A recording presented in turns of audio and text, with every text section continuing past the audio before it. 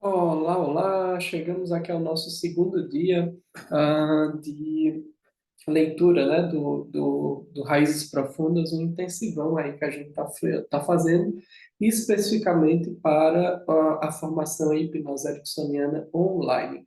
Então, vamos aqui, vou compartilhar já a tela contigo para a gente poder seguir. Lembrando que esse encontro pode ser visto ao vivo, né, pelos que estão inscritos no curso, ou também pode ser visto gravado posteriormente, tá? Então, vamos lá. Deixa eu organizar aqui. Então, ontem, né, no nosso primeiro encontro desse intensivão, nós começamos o capítulo 4, que é comunicação paralela, né? Então, a gente já viu aí o que é, né, a definição de comunicação paralela. E aí, hoje nós vamos ver já um exemplo, né? Então, deixa eu ir lá até o capítulo 4, é a página aqui no PDF, se não me falha a memória, 40, será? É um pouquinho antes. Isso, ó. Aqui, comunicação paralela, né? E aí a gente ficou aqui de ver um exemplo, né? Então, ó, apresentamos em seguida um modelo de utilização de histórias, anedotas, analogias, fenômenos trânsicos, né? Então, são estados de transe e atribuições de tarefas enquanto comunicação paralela na terapia. O assim chamado modelo de classe de problemas ou classe de soluções. Boa tarde, Fran, bem-vinda. Boa tarde. É útil para entender alguma das intervenções ericksonianas. Então, vamos para os exemplos aí. Deixa eu ver se a canetinha está funcionando. Sim. Então, é basicamente, né, um modelo, né, de utilização de toda essa estrutura que a gente vem observando aqui, trazida pelo William. Então, vamos para o texto. Modelo de classe de problemas ou de classe de solução, né, ou de soluções.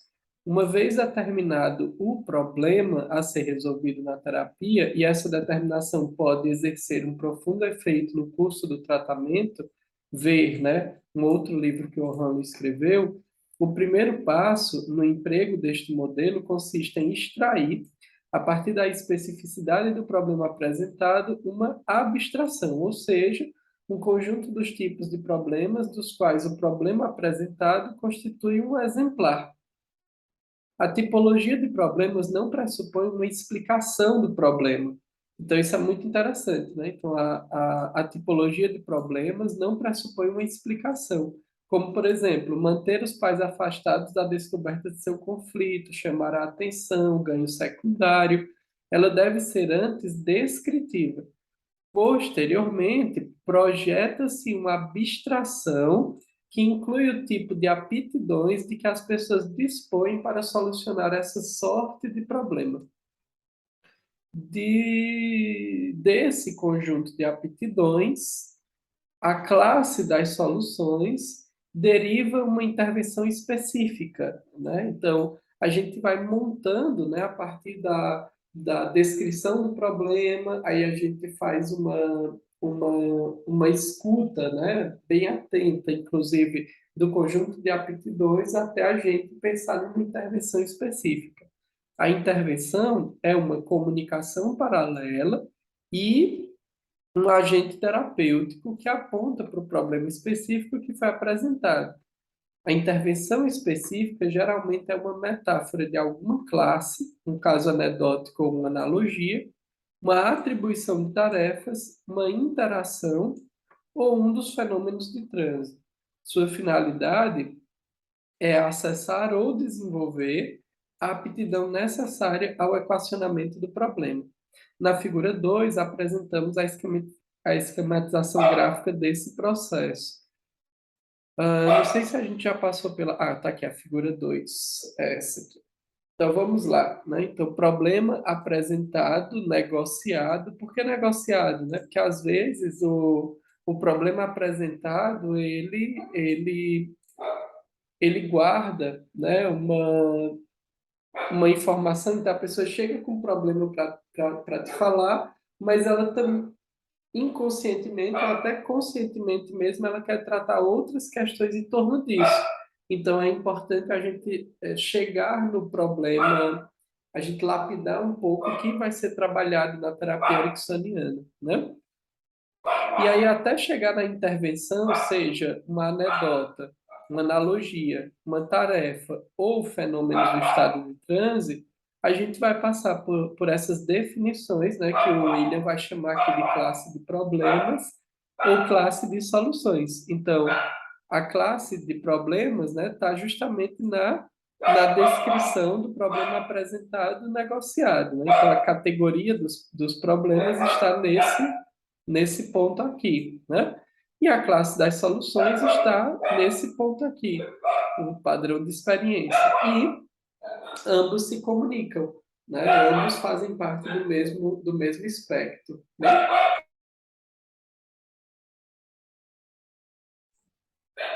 Então, seguindo aqui, né?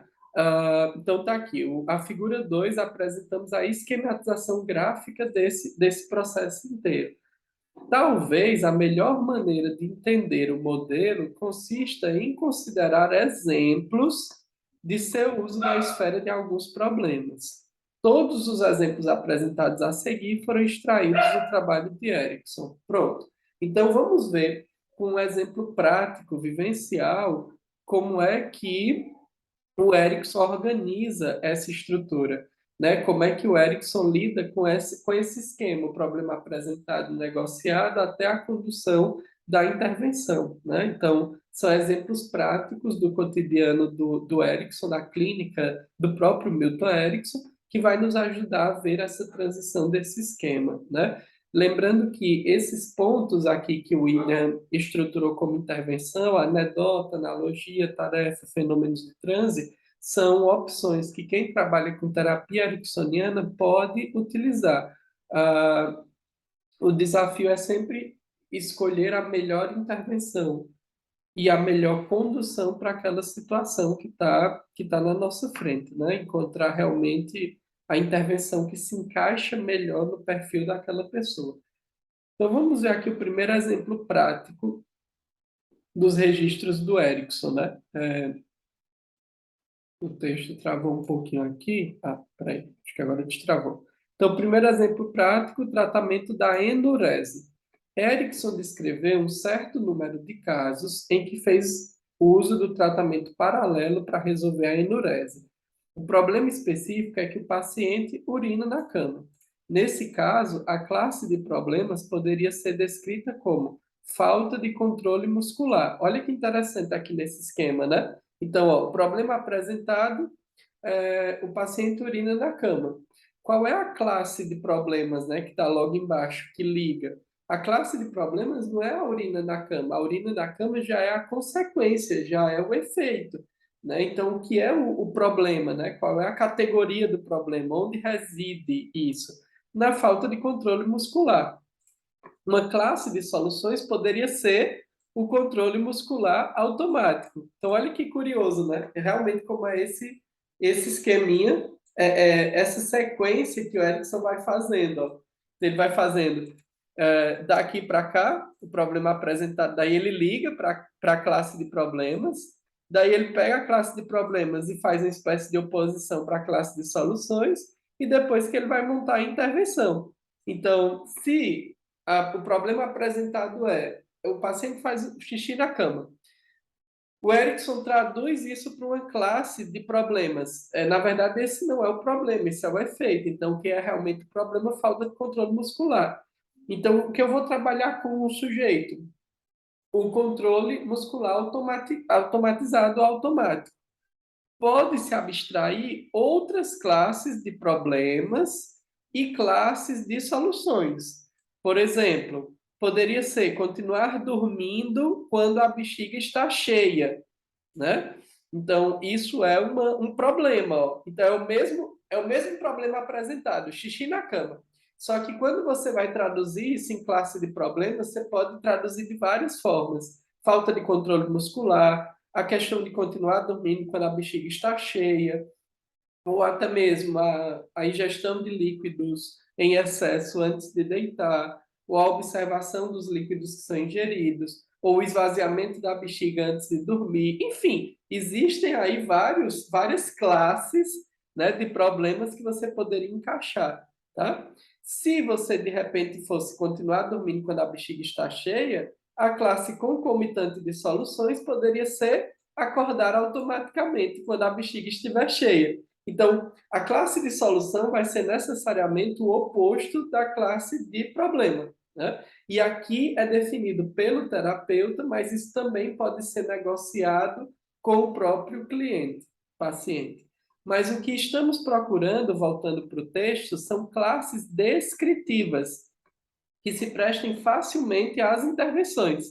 Nos casos a seguir. Então, ó, isso são classes de problemas genéricos, são bem gerais. Agora, como é que a gente vai conseguir uma descrição mais exata do que o paciente vive quando faz xixi na cama? A partir dessa descrição mais exata é que a gente já vai ter de bandeja quais as intervenções que a gente vai construir, né? Nos casos a seguir, Erickson trabalhava visando o controle muscular automático por meio de intervenções paralelas, como, por exemplo, as analogias, as atribuições de tarefas e as interações. Beleza. Então vamos ver aqui nos casos de enurese que estão relatados na obra do Erickson. Primeiro, eu acho que cada parágrafo é um caso clínico. Primeiro, Erickson atendeu um garoto de 12 anos que sofria de enurese. Dispensou os pais e imediatamente começou a conversar com o menino a respeito de outros assuntos, evitando dar enurese. Depois de se inteirar de que o rapazinho jogava beisebol e seu irmão futebol, Erickson começou a descrever a apurada coordenação muscular que o beisebol exige, em comparação às habilidades musculares toscas e descoordenadas utilizadas no futebol americano, né? Que é aquele que você tem que correr com a bola, o pessoal bate em você e tal e tal. Então, olha o que o Erickson está fazendo. Numa conversa prévia com o paciente, com o cliente, com o rapaz, né, com o garoto de 12 anos, ele não fala sobre a enurese e ele apenas vai perguntando sobre o que ele gosta e de repente bate lá na conversa que ele joga beisebol e o irmão joga futebol. E aí o Erickson utiliza isso, porque um dos pilares da abordagem ericksoniana é a utilização. Então ele vai lá e utiliza isso. E talvez ele tenha se comparado com o irmão em algum momento. E por isso que o Erickson começa a comparar como que é importante a coordenação muscular do beisebol em comparação às atividades descoordenadas do futebol americano. Aqui o Erickson já está trabalhando uma intervenção. Ele já está mostrando ao cliente que ele é capaz de coordenar atividades musculares para algo, por isso que ele escolheu esse esporte e não o outro, como o irmão dele fez. Aqui isso já é uma intervenção, mas Erickson prossegue. O menino escutou, embevecido, a minuciosa descrição que Erickson fez de todas as delicadas articulações musculares que o corpo automaticamente faz para que o jogador tome posição diante da bola e possa interceptá-la. Toda vez que o Erickson ia fazer uma analogia, uma metáfora ou uma anedota, ele trabalhava com descrições muito detalhadas, porque ele vai construindo um momento em que é como se ele fosse prendendo a atenção, prendendo a atenção, prendendo a atenção, prendendo a atenção, para que para construir aquele ambiente em que a própria mente do sujeito perceba, nossa, então é isso mesmo, eu já consigo ter um controle fino da minha coordenação motora e dos meus músculos. Então, para que isso não seja rapidamente processado, e não é um conselho, não é uma afirmação solta, é uma construção que tem que vir de dentro para fora. Por isso que o Erickson vai descrevendo minuciosamente.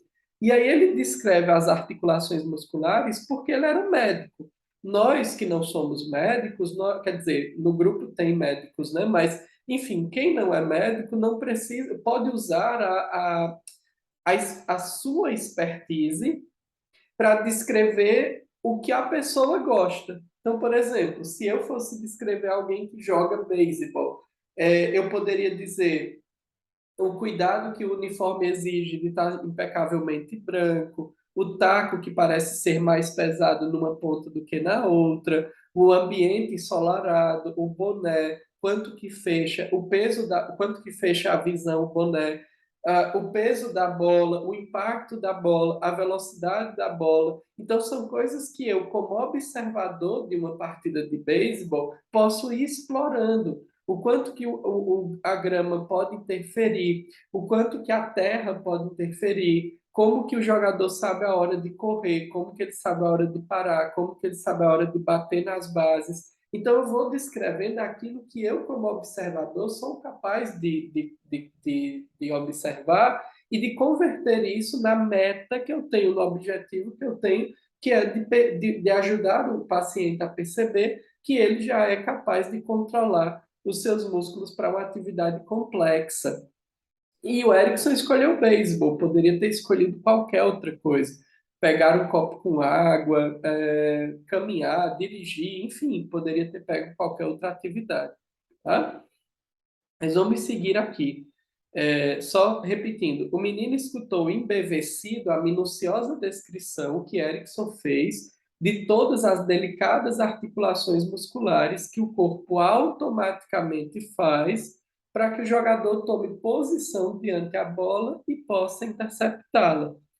A luva deve abrir-se e fechar-se no momento exato. Ao passar a bola de uma mão para outra, é necessário o mesmo tipo aguçado de controle muscular. Depois, quando se lança a bola no centro do campo, se o movimento for muito rápido, ela não chega onde se quer. Se for muito lento, perde-se a jogada. Soltando-a no momento preciso, olha só que legal, né? Olha essa frase, soltando-a no momento preciso. A mente consciente daquele jovem de 12 anos jura que o Erickson está falando da bola. Só que se você isola essa frase, ela é inteiramente aplicável à urina também, soltando-a no momento preciso. Então, o Erickson vai embutindo esses comandos que servem para as duas coisas. Tanto para o jogo de beisebol, que é o que ele está usando para compor esse cenário, mas ele vai colocando frases, né, e instruções para que essas instruções sejam seguidas em outras áreas da vida, inclusive da questão da enurese, né? Soltando-a no momento preciso, elas chegam onde se quer e assim se ganha a partida no beisebol. Então, esse trecho está, né, no livro do Halley com intervenção de analogia. Analogia entre os dois irmãos, o beisebol e o futebol, os dois irmãos e os dois esportes, e também analogia entre controlar o controle muscular, a coordenação muscular no beisebol, que também pode ser aplicada na enurese, tá?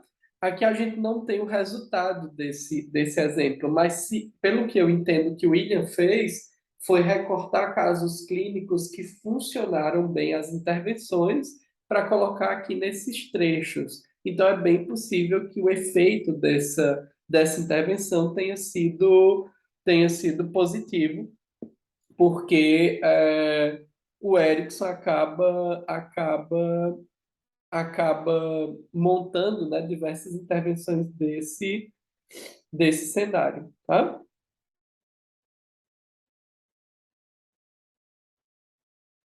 Vamos seguir aqui, então. Um garoto de 12 anos vivia em constante. Aí, o segundo relato já, né?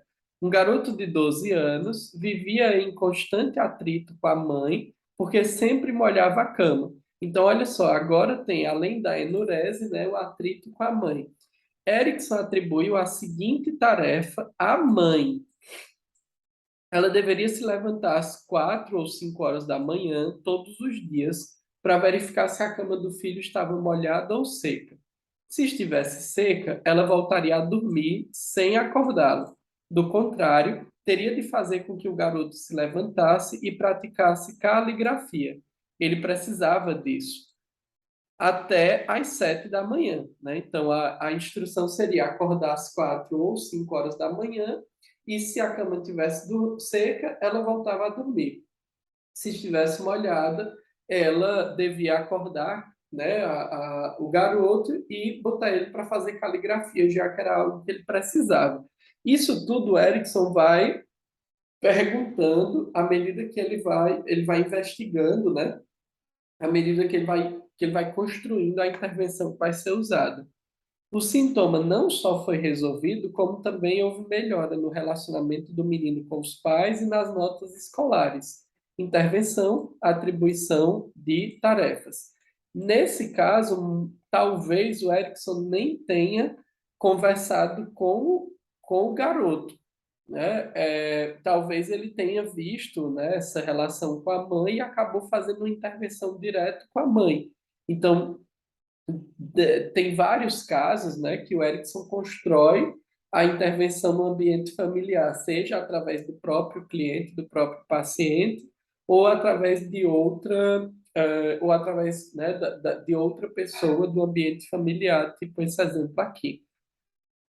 Tá, então, Adam, se eu repetir exatamente isso, se eu pegar alguém, né, uma criança que está com enurese e fazer essa mesma coisa, mandar a mãe acordar e e fazer caligrafia. Vai dar certo?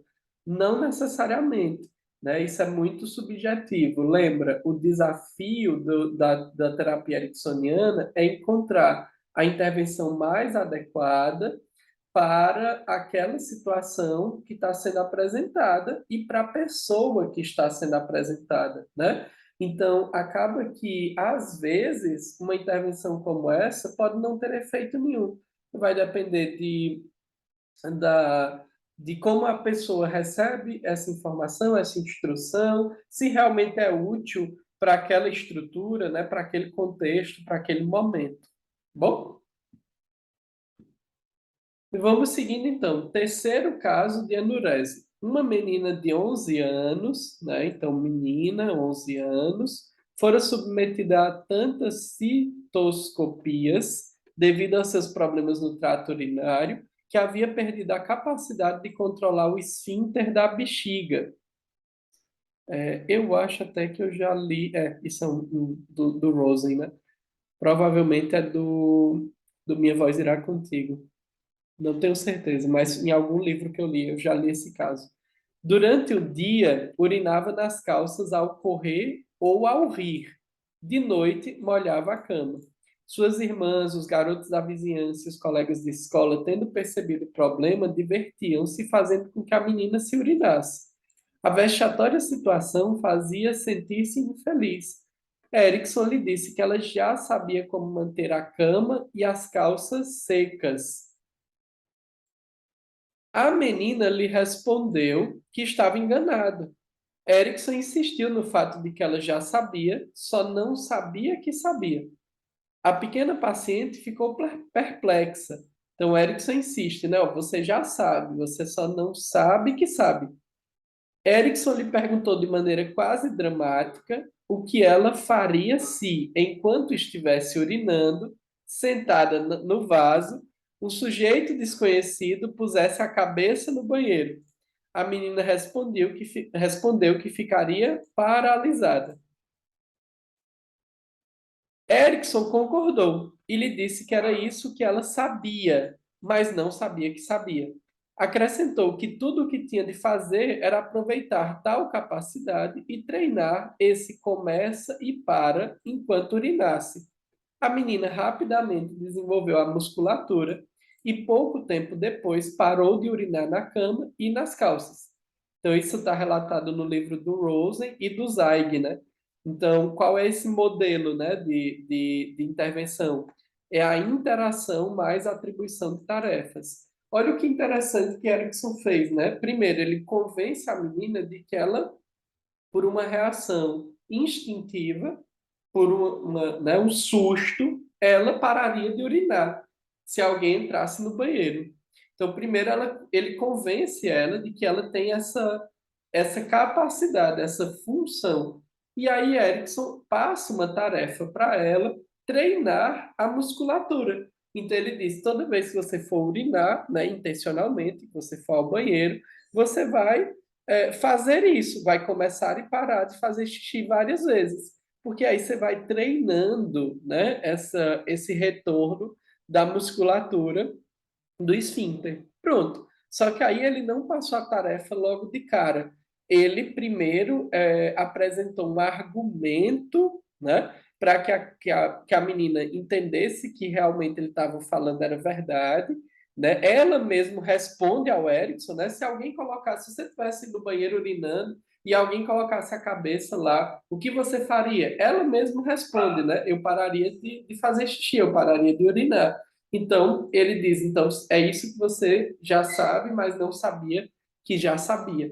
E aí ele vai e converte isso em um exercício, em uma tarefa para ser feita após aquela sessão, né? Então é bem legal, assim, é bem curioso como que o Erickson vai criando essas intervenções. Tudo bem até aqui, Fran? Tudo certo? Beleza. E aí, então, nós tivemos esses três casos de enurese, né? Três casos? Isso.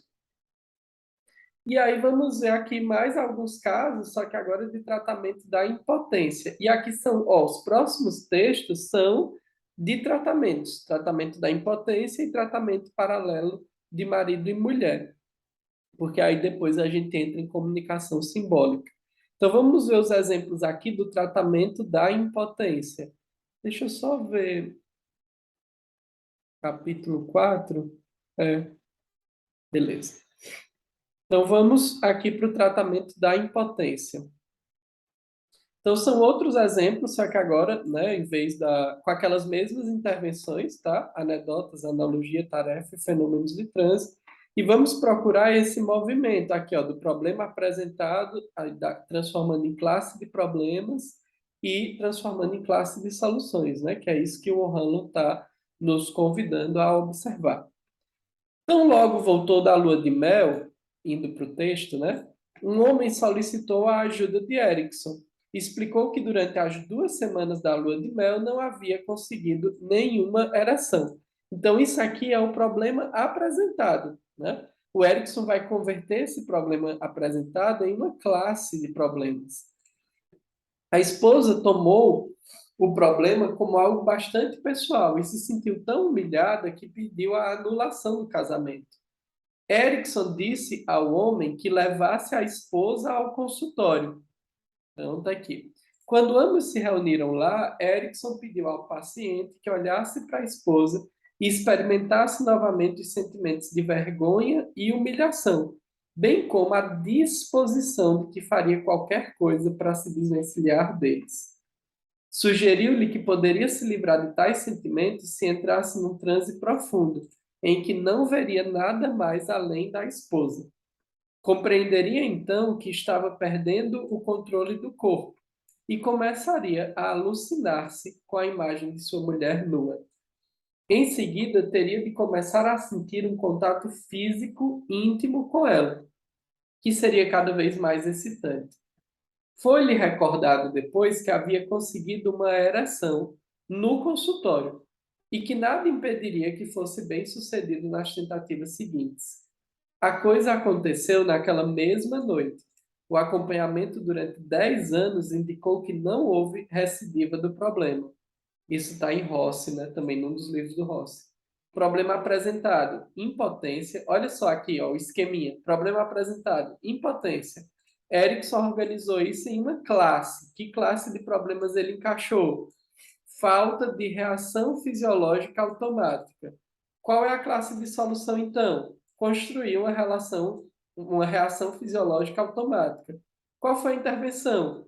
Fenômeno de transe para construir essa reação fisiológica automática à imagem da mulher nua. Então, esse passo a passo que o Erickson trabalha, né? Então, se apresenta um problema, ele desloca desse problema apresentado para uma classe, né? Do que é que está encaixado esse problema. Daí ele faz uma intervenção, perdão, ele converte numa classe de solução como se fosse um oposto, né, daquilo, e aí ele constrói uma intervenção visando essa classe de solução. Então, nesse caso, ele usou um fenômeno de transe, né? Ele fez aí uma indução hipnótica, construindo uma excitação a partir da imagem da mulher, né? Da esposa nua, né? Só uma observação. Provavelmente o Erickson pediu para que isso fosse feito na presença da esposa, para que o homem não contestasse, dizer assim, ah, mas aqui eu consegui, e lá na minha casa eu não consigo. Então, provavelmente, né, o Erickson pediu para vir com a esposa, para que aquilo fosse, né, tratado de uma forma que ele acreditasse que era possível, mesmo com a presença da esposa, né? Porque, inclusive, o Erickson trabalha aqui sentimentos de vergonha e humilhação que o homem teria descrito para o Erickson, né, quando falou da lua de mel. Tá? E aí, vergonha e humilhação é em relação a alguém, né? Eu me sinto envergonhado ou humilhado em relação a alguém, no caso, a própria esposa, né? Vamos seguindo, então. Próximo caso. Um senhor recorreu a Erickson para tratamento de impotência sexual. A esposa falecera alguns anos antes e durante certo tempo ele se sentiu sexualmente apático, né? Então a esposa morreu e aí ele se sentiu sexualmente apático. Ultimamente passara a se encontrar com uma mulher, mas percebeu que não reagia sexualmente durante os momentos de intimidade. Erickson lhe recordou que nos túmulos egípcios foram encontradas sementes que germinaram depois de 5.000 anos. Em seguida, induziu um transe e disse ao paciente que, ao despertar, ele não conseguiria se levantar da cadeira. Depois, induziu uma levitação de mão e de braço. Quando a mão do paciente se alçou até tocar-lhe o cabelo, Erickson sugeriu que ele não conseguiria brecar a levitação. Então, olha só que interessante de novo, né? O Erickson está fazendo aí o Erickson está fazendo aí um comando para a mão, mas efetivamente ele também está deixando aí uma comparação para o órgão, né? Para o pênis do senhor. Então, Erickson sugeriu que ele não conseguiria brecar a levitação, mas poderia associar o contato da mão e do cabelo com a sensação de tocar a penugem pubiana da amante com o pênis. Erickson fez com que a mão do paciente não descesse até que ele obtivesse uma intensa satisfação. Qual foi o problema apresentado? Impotência e falta de confiança na capacidade de relação sexual, de reação sexual. Qual foi a classe de problemas que o Erickson encaixou isso? Falta de resposta fisiológica automática e falta de confiança nas reações fisiológicas automáticas. Qual foi a classe de solução? Quais eram as soluções possíveis que o Erickson queria propor? Experiência de respostas fisiológicas automáticas e confiança nelas. Qual foi a intervenção? Analogia com a mão e com o cabelo, né? Com o pênis e os pelos pubianos da parceira, e os fenômenos de transe, principalmente o fenômeno de levitação da mão.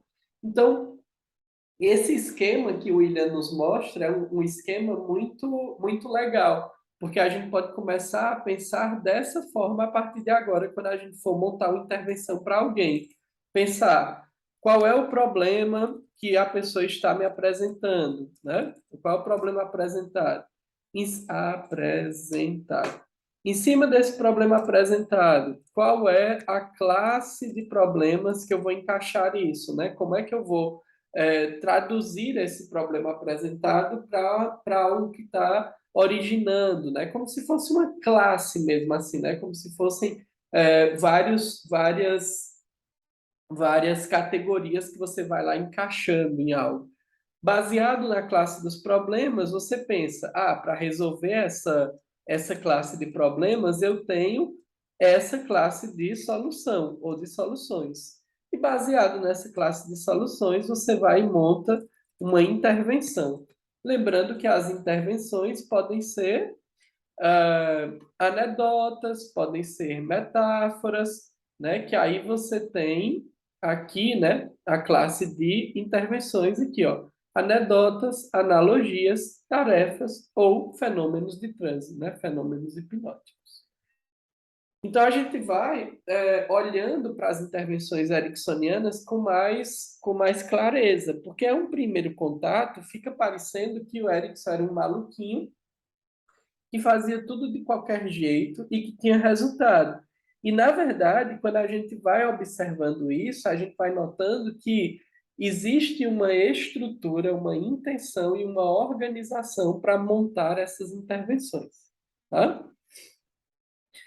E aí, para a gente poder terminar os casos clínicos, vamos ler os tratamentos paralelos de marido e mulher, porque aí a gente deixa para amanhã a comunicação simbólica e o emprego ericksoniano das analogias. Então, vamos para os outros casos clínicos aqui, para a gente concluir esse nosso encontro de hoje. Então, tratamento paralelo de marido e mulher. Então, vamos observar aqui o que é que o Erickson fez, né, nesse tratamento aqui. Oi, Joana, bem-vinda. Neste último caso, que exemplifica o modelo de classe problemas, classe de soluções, né? Então, é só mais um caso. Oi, Joana.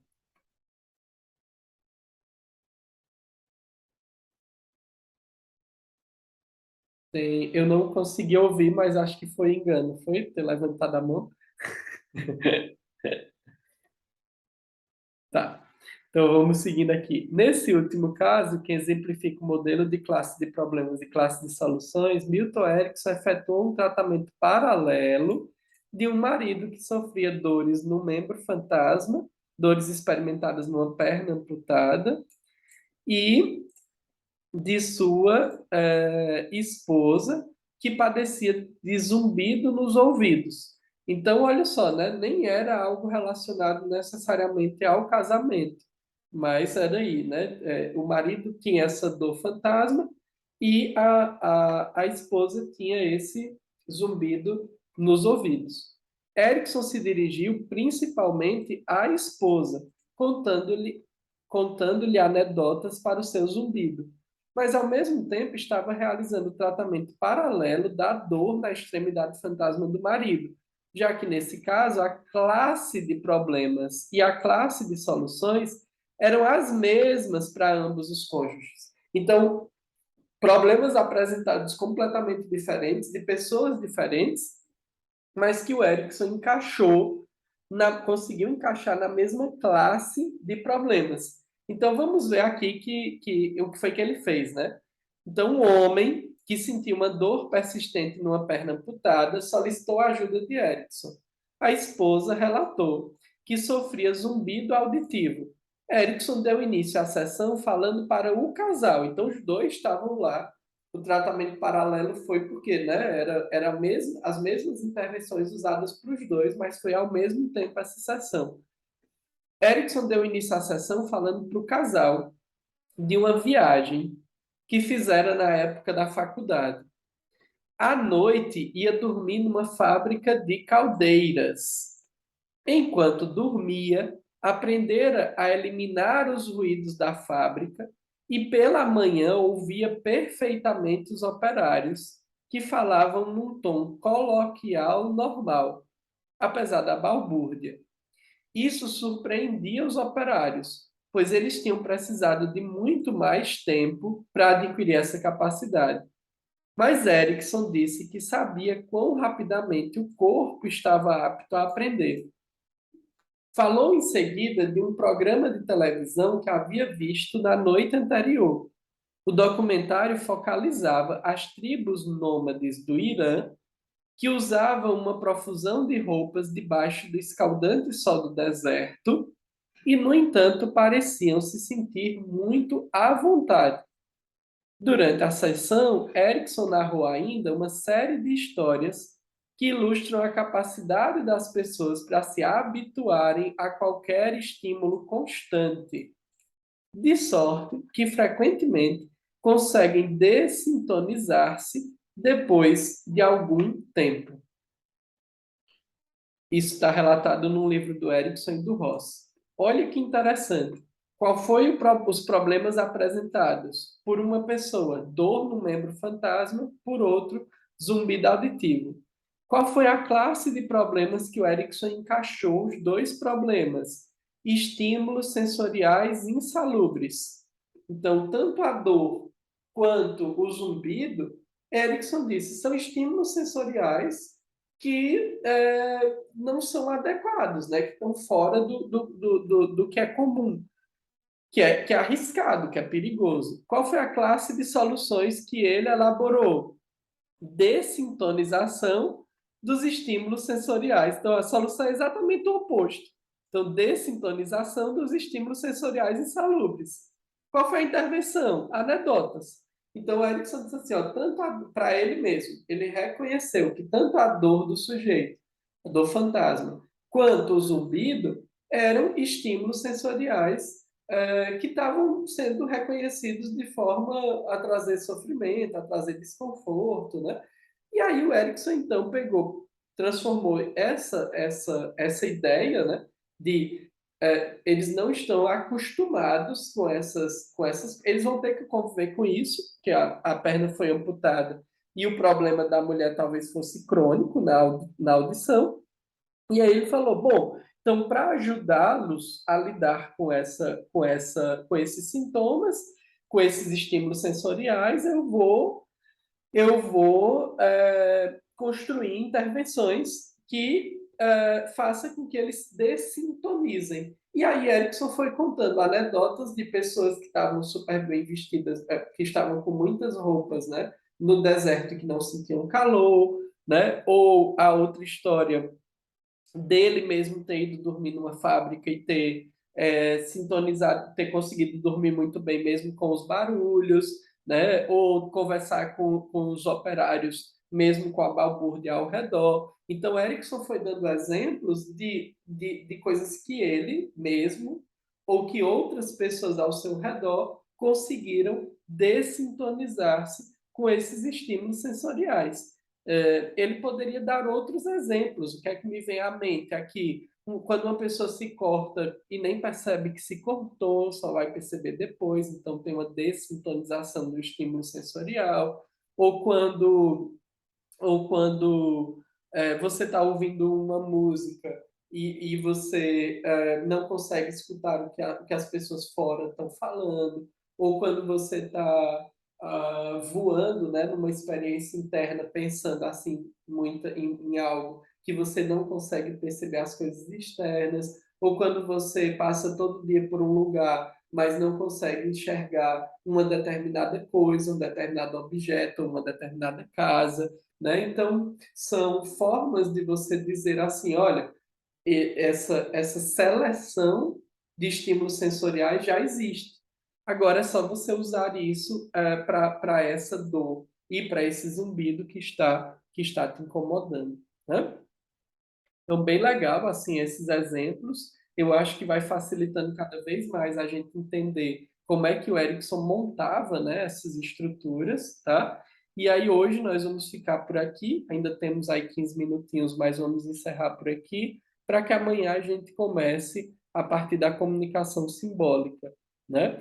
Então nós falamos amanhã da comunicação simbólica e já vamos para o emprego ericksoniano das analogias. E com isso a gente praticamente termina, né? Porque aí vem a refração. Só faltam 3 tópicos para terminar o capítulo 4. Lembrando que a gente está quase chegando na metade do livro, né?